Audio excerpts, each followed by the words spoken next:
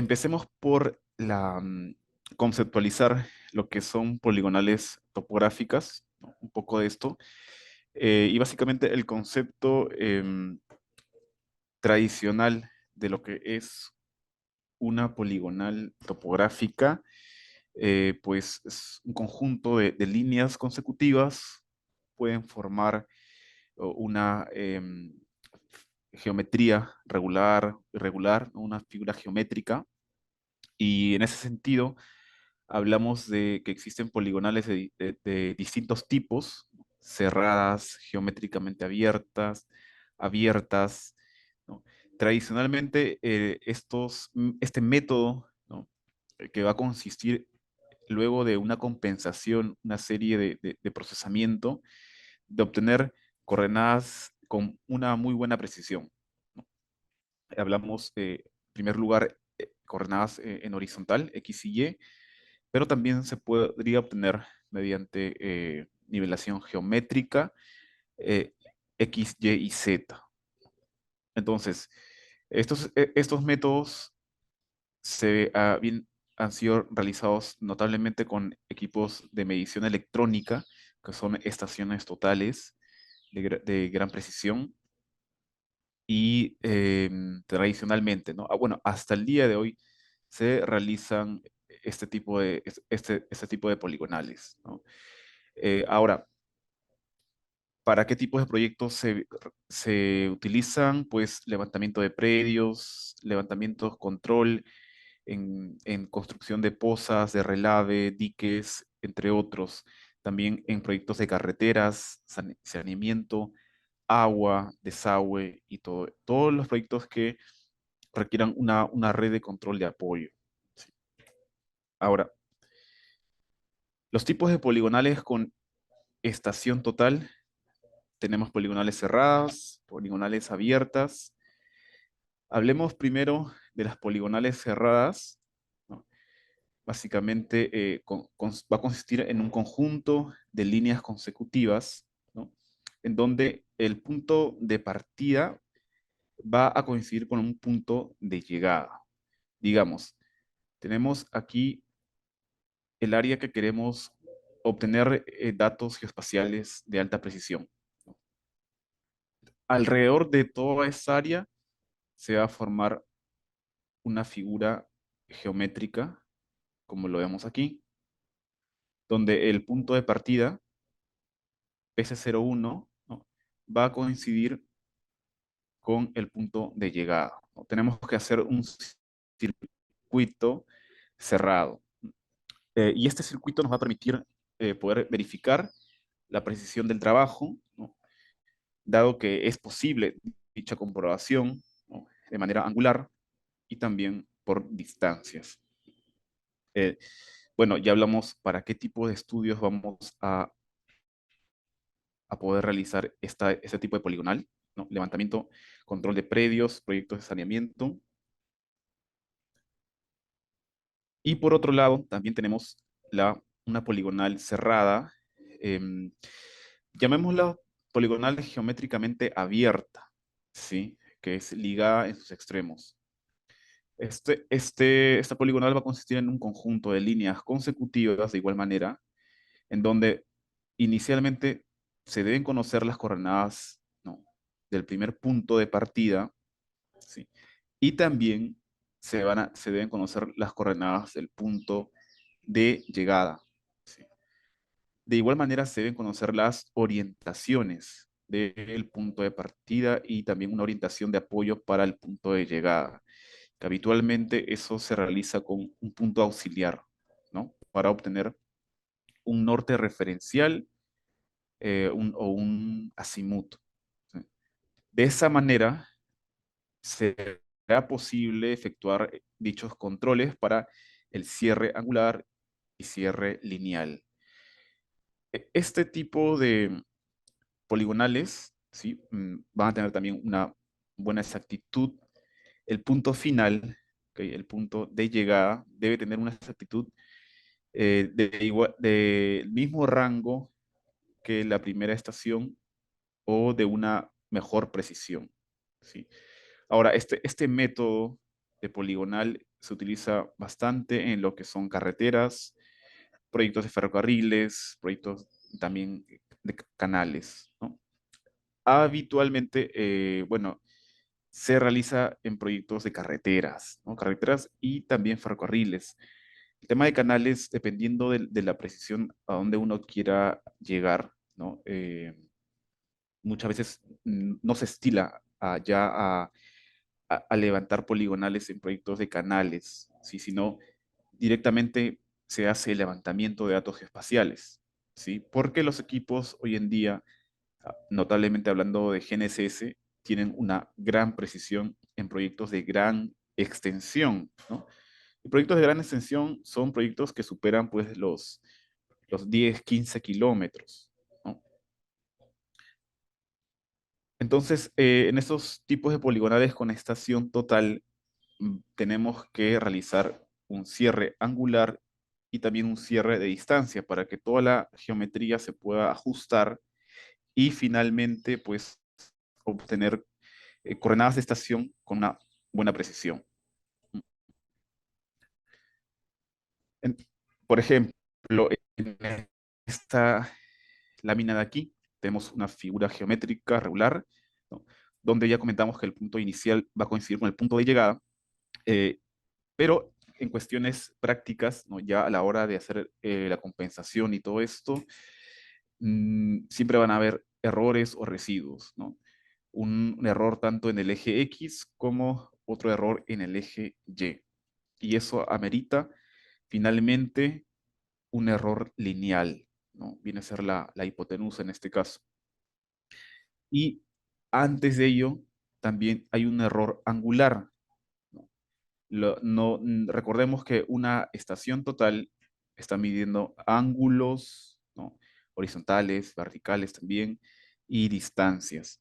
Entonces, vamos a tener al final unas medidas de ángulos interiores, los cuales no van a coincidir exactamente con una suma teórica, ¿no? de una figura geométrica regular, ¿no? Como es, por ejemplo, 180 grados por el número de lados menos 2. Siempre va a haber un residuo, ¿no? Angular. Eso también se compensa. Seguidamente se va a compensar el error de cierre lineal.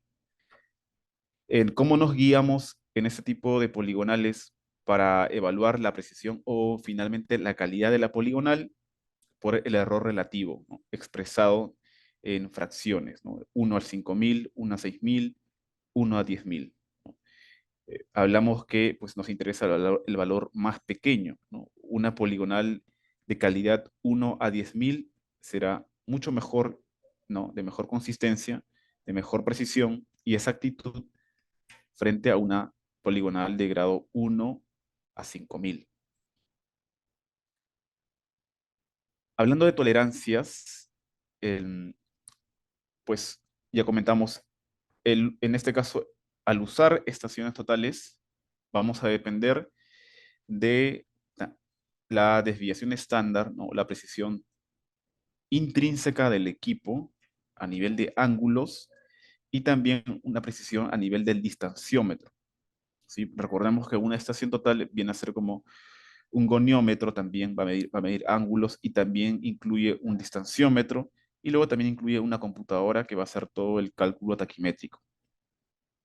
Entonces, por ejemplo, no se aceptan redes de apoyo con errores relativos mayores de 1 a 5000, ¿sí? Entonces, ese es como que un umbral en los proyectos de ingeniería básica. El de 1 a 10.000, estamos hablando que se deben lograr en proyectos de levantamientos de zonas urbanas, ¿sí? Y también va a depender de los términos de referencia de un proyecto específico, ¿no? Si bien es cierto, todo esto, hay documentación a nivel de topografía, geodesia, pero también hay unos términos de referencia específicos por el- la propia magnitud del proyecto, ¿sí?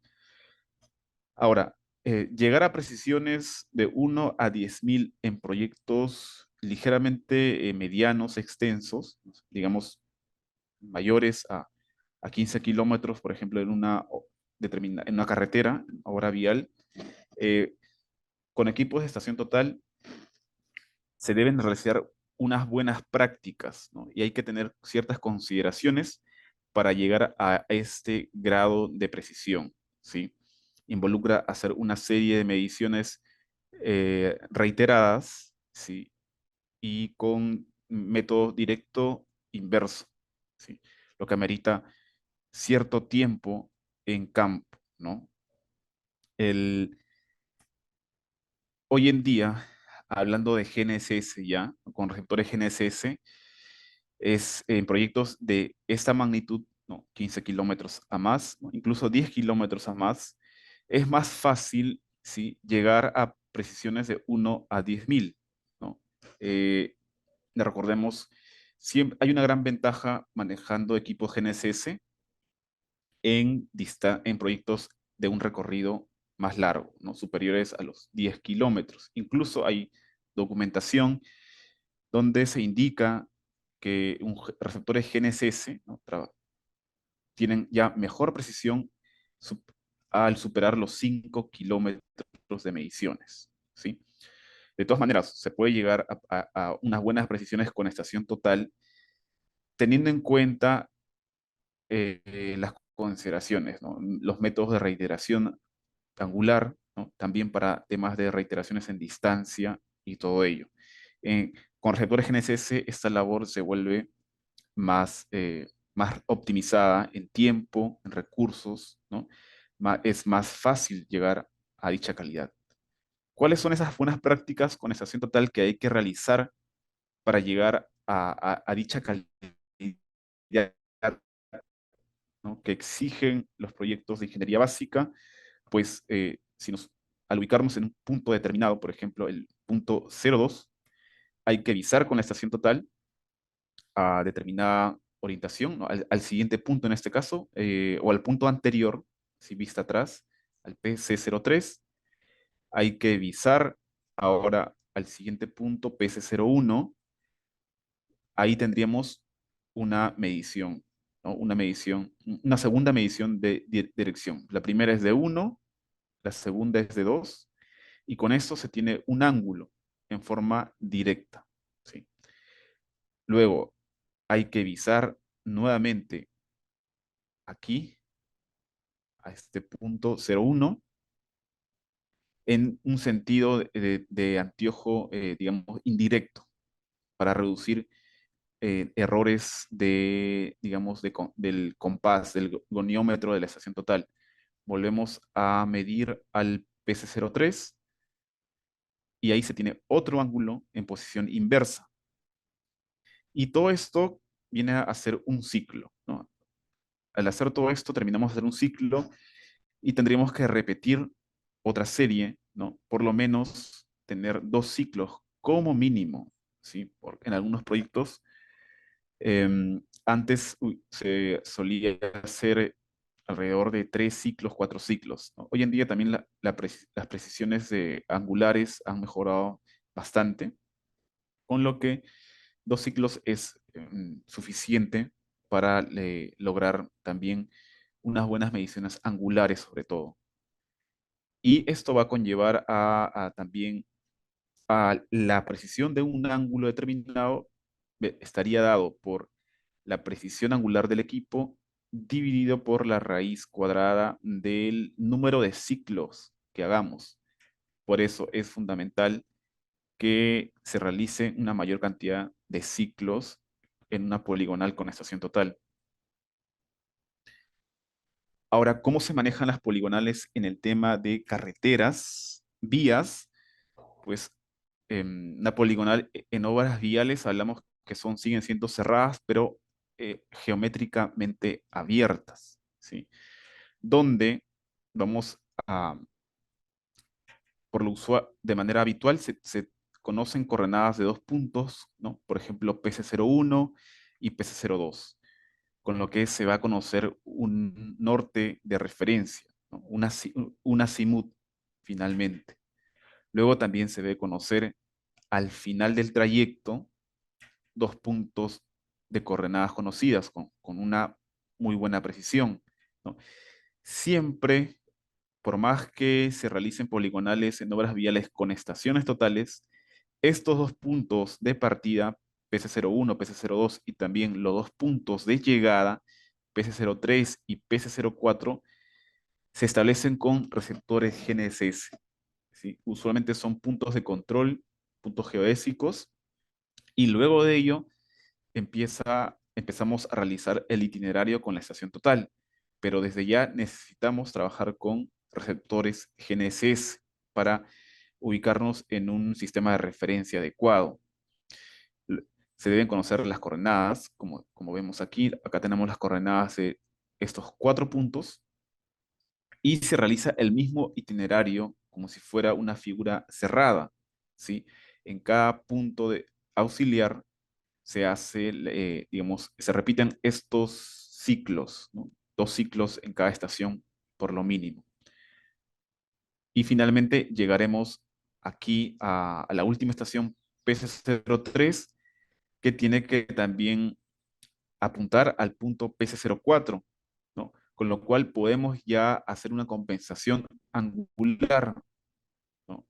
Se realizará una resta de azimuts obtenidos frente a unos azimuts también teóricos. Y pues eso se tiene que manejar en una libreta de campo bien establecida. Bueno, también puede ser una libreta digital, ¿no? Todas las estaciones totales almacenan datos, ¿sí? Y uno puede obviar la parte de la libreta de campo física, ¿sí? Aún así, para un mayor orden, o una mayor optimización en la parte de postproceso, pues podemos mantener una libreta física con ciertos apuntes. Por ejemplo, acá tenemos la primera estación en el punto número uno. La primera estación aquí, y tenemos acá PC03, sería la estación de partida. Se visa a la vista atrás, al auxiliar 02, se setea esto en 0 grados y luego se visa al siguiente punto, PC04, donde obtenemos 96 grados, 33 minutos, 26 segundos. También al momento de visar a cada dirección se están obteniendo las distancias, ¿no? 5 metros, 0. Vemos que hay una variación mínima también, ¿no? Por lo que la calidad del distanciómetro en una estación total es muy buena, ¿no? El tema con las estaciones totales básicamente son los ángulos, las mediciones angulares, ¿sí? Entonces, todo este itinerario se tiene que replicar en cada estación, ¿no? De esa manera, son las buenas prácticas para finalmente compensar de manera adecuada, ¿no? Por ejemplo, toda esta serie de aquí nos ha permitido obtener un ángulo interno de dos ángulos internos, ¿no? 96, 33, 26. 96, 33, 22. Entonces se podría hacer un promedio o un promedio ponderado, similar a lo que podríamos hacer con un ajuste por mínimos cuadrados. Ahora, seguidamente de las buenas prácticas, sí, seguidamente de las buenas prácticas se tiene que tener en cuenta toda la instrumentación adecuada para lograr precisiones topográficas de buena calidad con estaciones totales. Tener en cuenta que estos equipos tienen precisiones angulares de 5 segundos, 3 segundos, 1 segundo. Usualmente, precios competitivos de estaciones totales parten desde los 3 segundos, ¿sí? Y desviaciones también, este equipo va a tener errores en la distancia, ¿no? Pueden ser, digamos, una precisión, hablamos del distanciómetro, ¿sí? 3 milímetros, 2 milímetros, 1 milímetro más un ppm.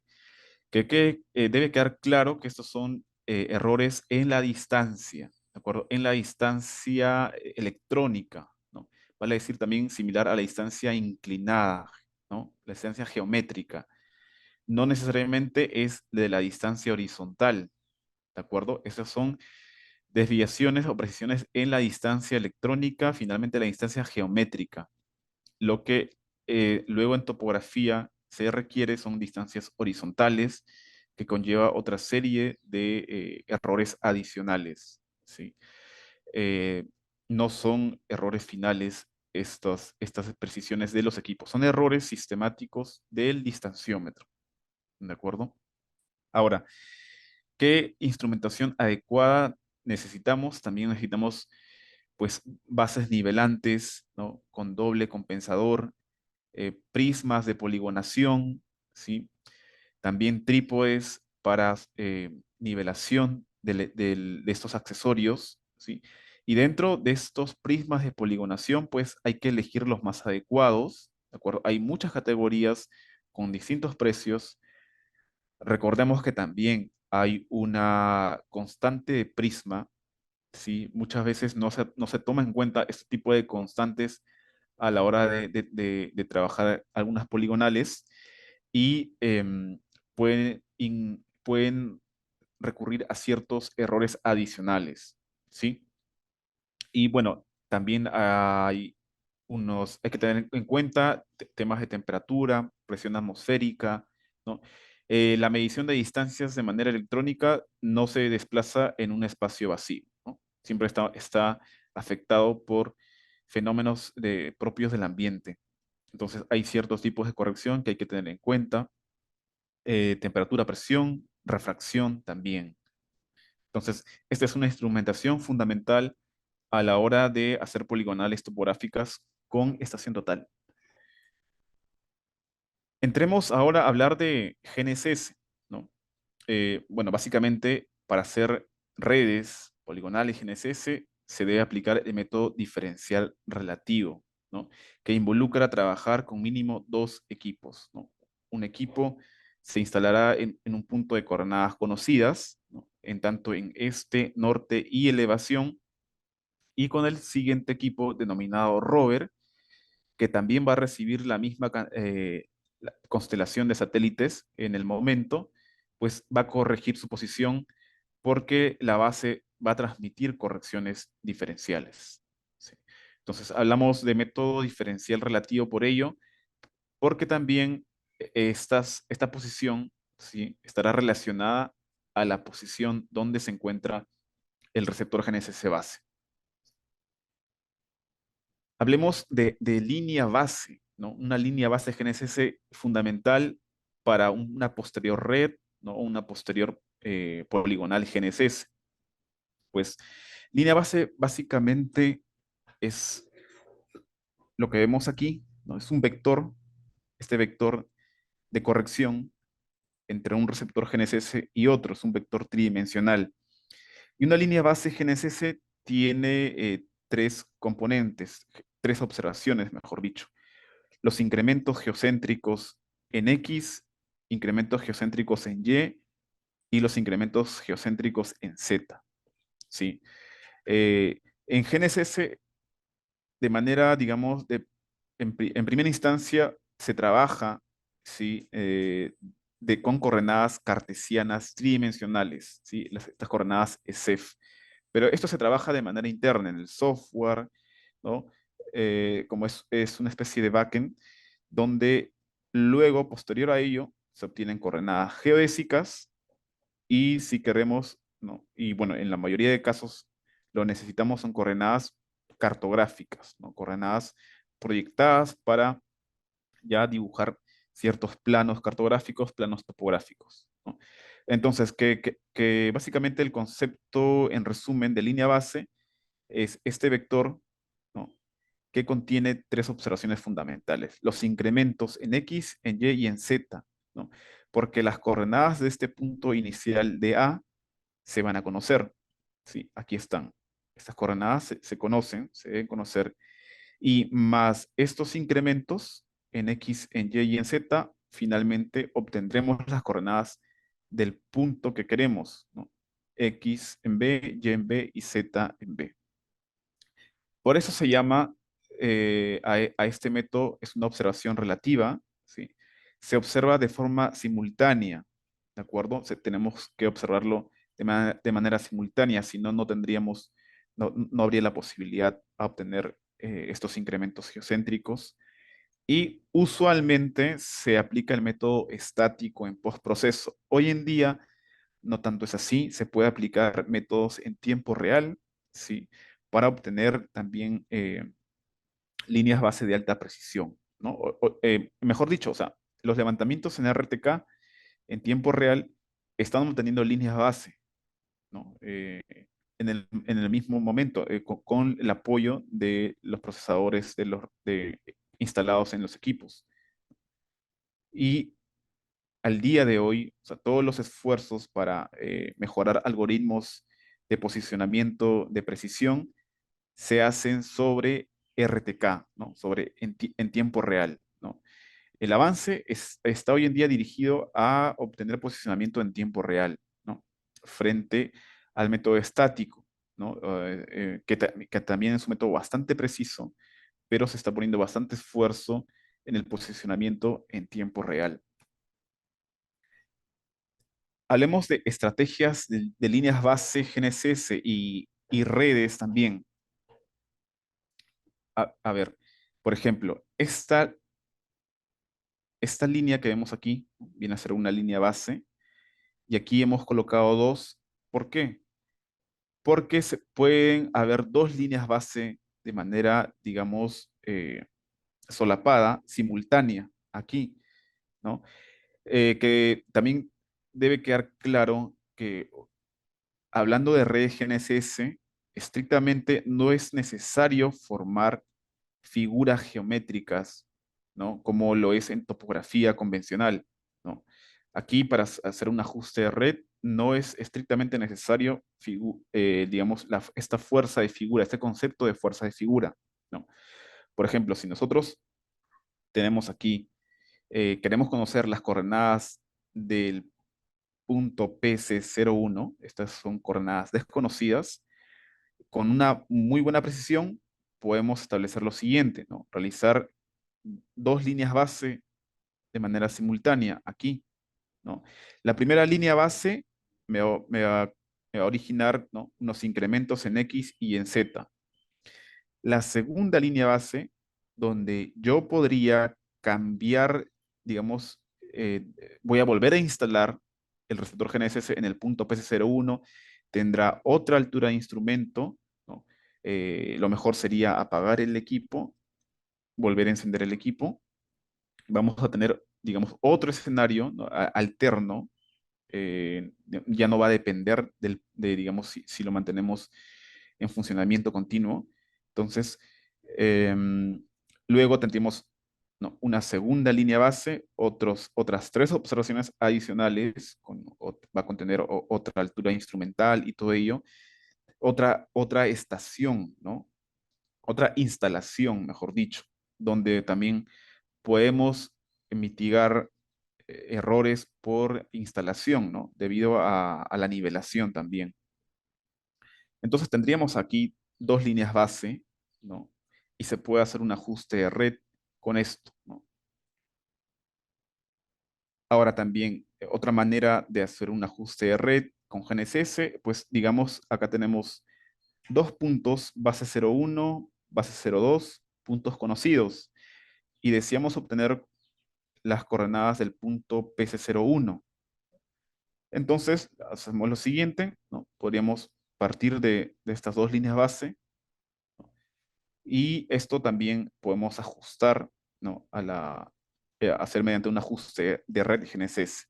Tenemos una redundancia, ¿no? Acá tendríamos 6 observaciones en total, 3 de esta línea base, de aquí, que parte de 0,1, y otras 3 observaciones que parten de base 0,2, ¿no? Tendríamos 6 y tendríamos 3 incógnitas que vienen a ser las coordenadas X, Y, Z del punto PC01. Entonces tendríamos una redundancia, ¿no? Unos grados de libertad de 3. 6 menos 3, 3. Ahora, hay otras, digamos, red GNSS de manera lineal.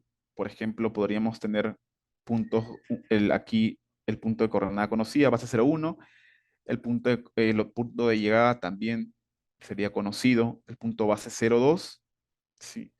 Y con dos equipos podríamos alternar, ¿no? Digamos, instalando en base 0,1, luego en PC 0,1. Podríamos ir alternando de la siguiente manera. Finalmente, instalaríamos en el punto base 0,2, ¿sí? Y en el ajuste de red se va a indicar que los puntos de control vienen a ser base 0,1 y base 0,2, ¿sí? Eh, tendríamos, tendríamos, digamos, acá tres observaciones por esta línea base, tres por esta. ¿Cuántas líneas base tenemos aquí? Tenemos uno, 2, 3, 4, 5, 6 líneas base, ¿no? Lo que nos permitiría obtener 18 observaciones, ¿no? En total. Y tenemos incógnitas, tenemos 3, 4, 5, no, 3, 4, 5, ¿no? Tenemos 15, en total 5, 15, ¿no? Tenemos la redundancia de grados de libertad de 3, ¿no? Podríamos ajustar esta, todo este itinerario, ¿no? Que vendría a estar ligado a obras viales, ¿sí? Y bueno, de la manera también más estricta, pero ya he comentado que no es necesario formar figuras regulares, ¿sí? Tendríamos un método, digamos, también conocido como métodos de poligonal GNSS, o técnicas de armado de figuras, ¿no? Pero igual, o sea, este método requiere también ciertos tiempos para a la hora de establecer, ¿no? Pero igual, se lo podemos realizar formando ciertas figuras, ¿no? Aquí, ¿no? Y de manera alternada, ¿no? Para formar figuras geométricas. De igual manera, esto tampoco es, digamos, no va a aumentar considerablemente la precisión. Desde ya formando, digamos, redes simples como esta o como la que vemos aquí, se tiene una gran precisión, ¿no? Sobre todo, digamos que si esta distancia de aquí sea de 10 kilómetros, ¿sí? Y tiempos de lectura podría ser en estático de alrededor de, digamos, 30 minutos, 40 minutos, ya logramos una mejor precisión que hablar de estaciones, de poligonales con estación total, ¿sí? Bueno, y este ajuste de red se hace de manera bastante sencilla, ¿sí? Igual acá yo voy a tocar una parte teórica. Todo esto se está ya, lo pueden ver, lo vamos a ver en la siguiente presentación, con el manejo de nuestro software que tenemos en la nube, ¿no? De manera fácil, intuitiva. Lo veremos en otra oportunidad, ¿no? Pero acá me gustaría tocar la parte también teórica, ¿no? En este ejemplo, ¿no? En este ajuste de red simple, ¿no? Primero, pues tenemos dos líneas base, ya comentamos, tenemos tres observaciones en la primera línea base, otras tres observaciones en la segunda línea base, ¿sí? Vamos a tener dos alturas de instrumento distintas, ¿no? Por cada, digamos, por cada inicialización del equipo en el punto PC01. Ahora, otro caso es que también podríamos volver a instalar en el punto base 0,1. Sería, digamos, pues idóneo también conseguirlo, volver a instalar en el punto de pivot. Pero bueno, ya instalando y volver a instalar en el punto PC01, ¿no? Hacer doble estación, pues conlleva también un, un buen grado de precisión. Ahora, ¿esto cómo lo realizamos? Pues notemos que aquí, digamos, en este ejemplo, el punto LINS, vamos a necesitar las coordenadas conocidas del punto Li 0,1, aquí el punto conocido, más los incrementos, ¿no? Los incrementos geocéntricos, ¿sí? De esta primera línea base. Tres incrementos geocéntricos y cada observación tiene su... Perdón, a ver, me parece que el internet está un poco lento. A ver, voy a esperar que me puedan confirmar si está todo bien.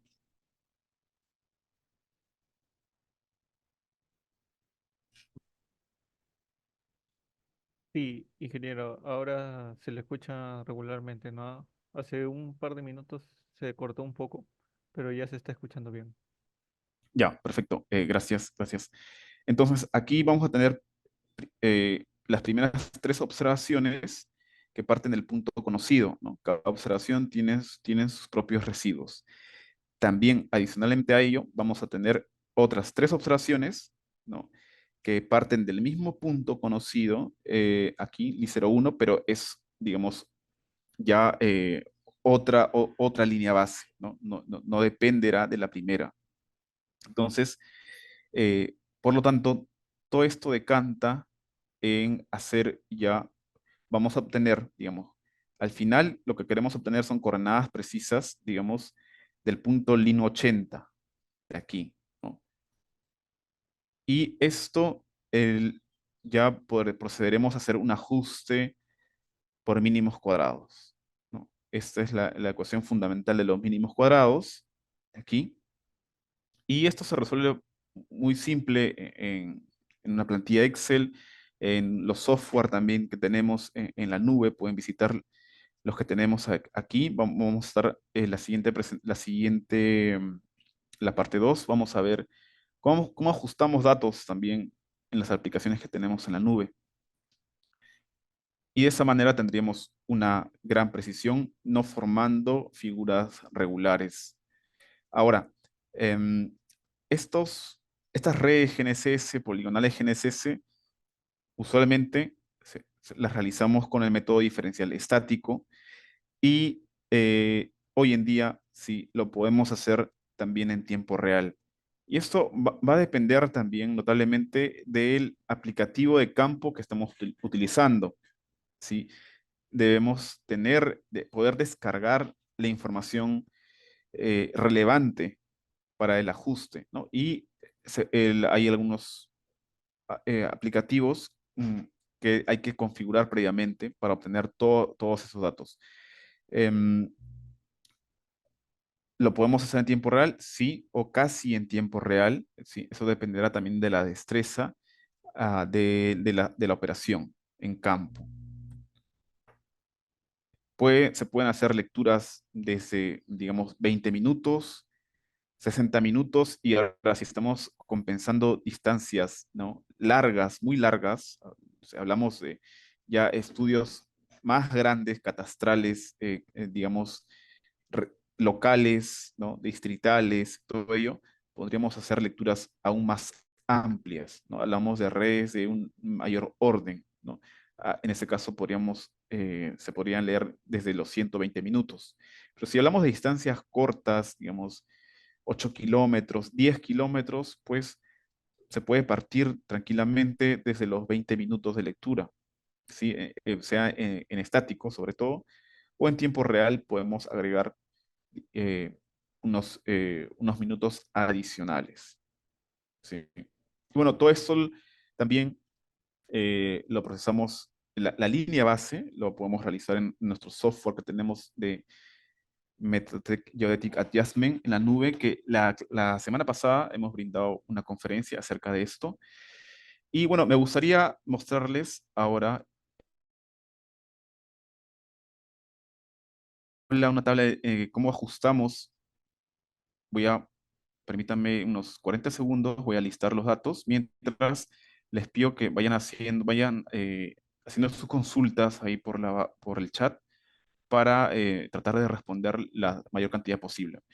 Voy a estar alistando acá este ejemplo.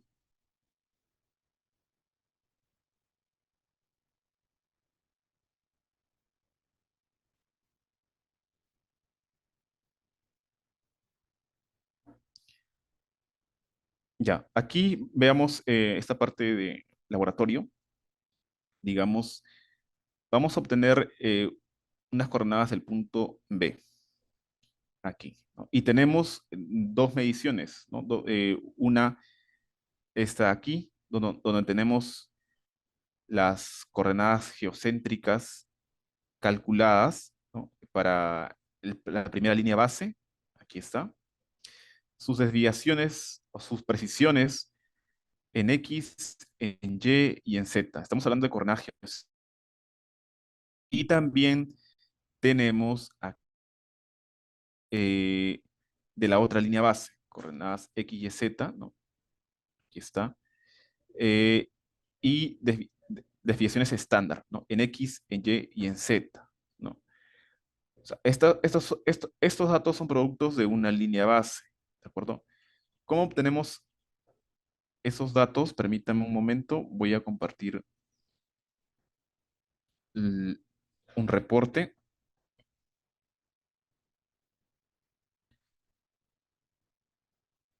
Aquí está.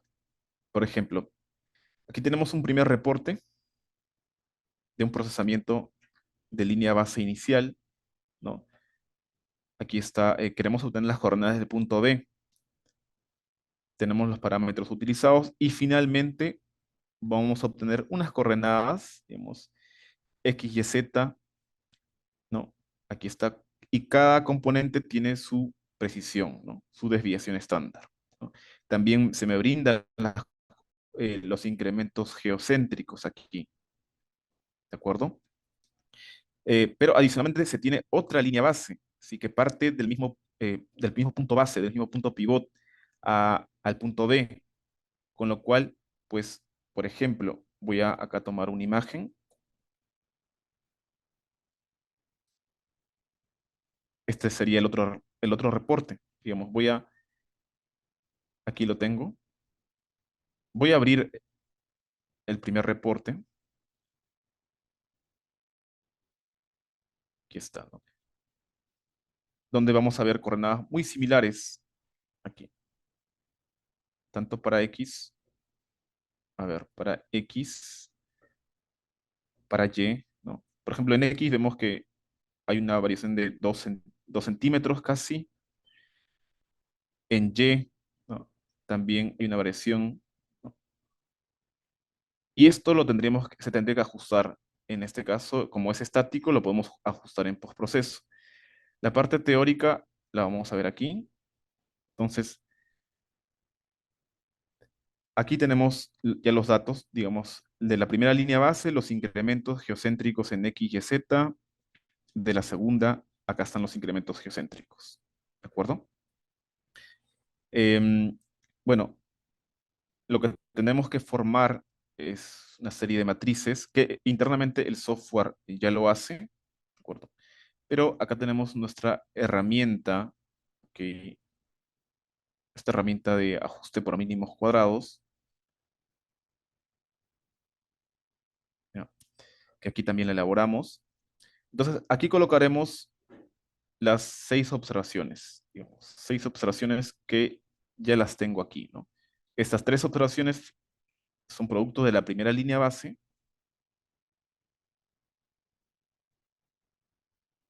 y luego vuelvo a colocar las otras 3 observaciones.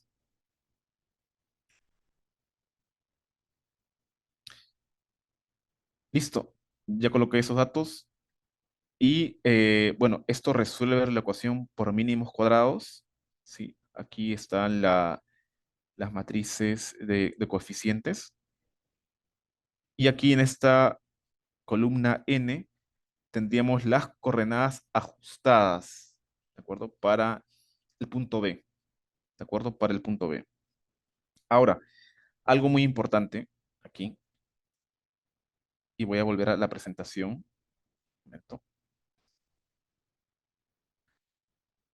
Lo vamos a ver desde aquí, con este ejemplo, ¿de acuerdo? Esta línea base, digamos, base 01, tiene su propia calidad, ¿de acuerdo? Tiene su error en X, en Y y en Z. Esta línea base tendrá otros errores en X, en Y y en Z, ¿de acuerdo? Y la coordenada final en el punto PC01 dependerá también de la ponderación en base a estos errores residuales, ¿sí? Digamos, si esta primera línea base tiene un error mayor, debe tener un menor peso frente a esta de acá, ¿de ¿de acuerdo? Digamos, si esta línea base de aquí, de 0,2 a PC01, tiene una mejor precisión, una gran calidad, pues tiene que pesar más a la hora del ajuste por mínimos cuadrados. Entonces, eso es lo que debemos agregar siempre aquí. Por ejemplo, esta primera línea base de aquí tiene estos errores residuales en X, Y, Z. Esta segunda línea base de aquí tiene estos errores residuales en X, Y Z. ¿Sí? Entonces, lo que el software internamente también realiza es, yo lo tengo aquí. Aquí están los errores residuales. Estos tres son de la primera línea base, X, Y, Z, y esos tres son los siguientes errores en X, Y, Z de la segunda línea base, ¿no? Usualmente esto, para que entre a trabajar, ¿no? Como pesos, esto se debe invertir, ¿no? Los pesos son la inversa de la desviación estándar al cuadrado, ¿no? Entonces, aquí se está invirtiendo y se está agregando un factor de estandarización, más o menos, más que todo para mantener valores cercanos de 0 a 1, ¿de acuerdo? No, tengamos en cuenta, por ejemplo, esto tiene, este incremento en X tiene una precisión por debajo del milímetro, ¿no? Frente a, digamos, a esta de aquí, que tiene 8 milímetros. Entonces, lógicamente, esto debe tener un mayor peso, ¿no? A la hora de hacer un ajuste, tiene la mejor precisión. Por lo tanto, se le va a dar un peso de 1,23, ¿no? Frente, digamos, a este valor de acá, que vendría a ser el incremento en Y de la segunda línea base, que tiene casi 9 milímetros, casi... Ya, disculpen a todos, parece que hubo tuvimos un corte en la señal, pero voy a volver a repetir donde nos quedamos. Un momento. Estamos en pesos, ¿de acuerdo? Estábamos en la asignación de pesos. Comentábamos que cada línea base tiene su grado de precisión, ¿de acuerdo? Acá tenemos las precisiones en X, en X, Y Z, ¿no? De la primera línea base. Y aquí en X, Y, Z de la segunda línea base. Esto de aquí lo debemos convertir a pesos antes que entren al ajuste por mínimos cuadrados. Por ejemplo, este tiene un error por debajo del milímetro, entonces se le está asignando un peso de 1,23. ¿Sí? Los pesos son básicamente la inversa de la varianza, ¿no? Es la inversa de la varianza. Entonces, se está calculando la inversa de la varianza. Adicionalmente, se le está agregando un factor de estandarización para que tengamos valores cercanos entre 0 y 1. Entonces, aquí, lógicamente, si tenemos una precisión, digamos, de menos del milímetro, le tenemos que agregar un mayor peso, ¿no? Acá a 1,23 se le está asignando en este caso. Por ejemplo, aquí, este error residual en Y de la segunda línea base tiene 9 milímetros, casi 1 centímetro aquí. Por eso es que se le está asignando un peso de 0,01, ¿no? Lógicamente, quien, el componente que tenga una mejor precisión, digamos, se le tiene que asignar un mayor peso, ¿de acuerdo? Entonces, esto es fundamental y esto de aquí vamos a agregar en nuestra plantilla de aquí. Listo, ya lo tenemos acá y notemos que en primera instancia, aquí están los residuales, ¿de acuerdo? Aquí están los residuales, o veamos mejor acá. Aquí tenemos los residuales o desviación, error residual de cada coordenada. Digamos, acá tenemos coordenadas X y Z del punto B, ¿no? Y acá tenemos su error en X, su error en Y y su error en Z. Sin hacer un ajuste, ¿no? Una ponderación en los mínimos cuadrados, pues tenemos que todos los componentes tienen el mismo error, ¿sí? Pero eso tiene un sesgo, ¿no? Porque vamos ahora a activar los pesos, que considere toda esta columna que acabamos de ingresar. Activamos los pesos, observemos que va a cambiar esto de aquí, ¿sí? Observemos que esto va a cambiar, ¿no? Activamos los pesos y listo. Acá tendríamos que el mejor componente, o sea, la mejor precisión está en la coordenada X, ¿no? De 0.008, ¿sí? Y digamos, la peor precisión está en el punto número 2 en el componente Y, ¿no? 0.014. Pero notemos cómo cambia este tema de la precisión, o sea, mejora la precisión drásticamente al utilizar pesos, ¿sí? Aquí está. Sin pesos, 0.018 para todo, y ajustando con pesos, cambia y tendríamos ya más transparente la información, ¿no? De acuerdo a la calidad de los datos, ¿sí? Bueno, ya vamos terminando. Vamos terminando. Un momento. Ah, ok, sí, me parece que nos estaba viendo. A ver, voy a compartir nuevamente. Perdón. Ok, entonces, esta, habíamos comentado acá, ¿no? Esta columna de acá la vamos a agregar aquí, ¿no? La estamos agregando y veamos lo siguiente, ¿sí? Repitiendo lo mencionado, veamos que sin pesos, ok, voy a desactivar los pesos,